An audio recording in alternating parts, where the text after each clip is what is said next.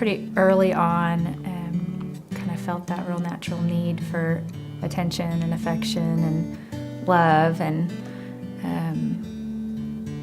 didn't really get that in the way that I thought I wanted it at home. And so that's when I sought it elsewhere, from friends and school and activities and stuff, but mostly with boys, relationships with guys, and was involved with a guy and was really young. I was in middle school, and he was way more important to me than my family or my parents, and I didn't have a lot of direction from them. And so I did what I wanted to do, and that got me in trouble.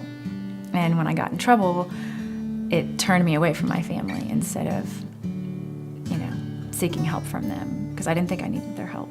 High school, college, after college, it was kind of the same story. And then relationship after relationship not working out, and all of them sexual in some way.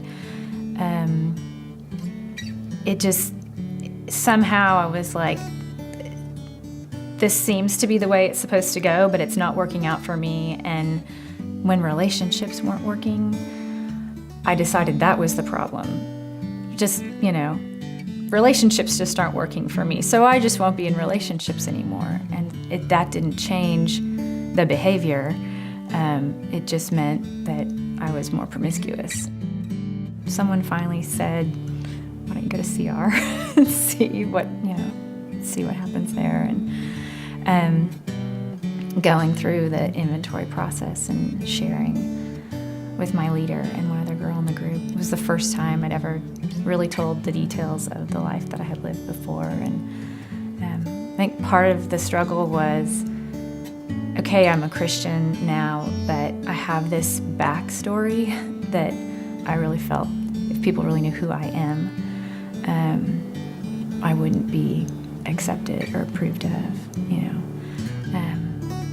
It was probably a year and a half later that I really feel like God pulled a big blanket off of me, just knelt down on the ground and prayed and asked His forgiveness for every single relationship that I had been in that didn't glorify Him.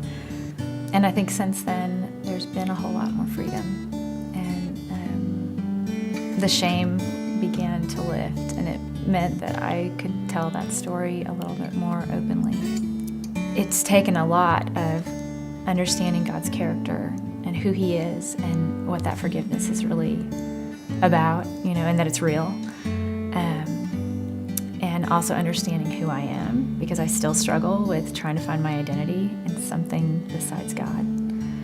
And just His patience and His grace to cover all that mess. And that He doesn't see it as a mess.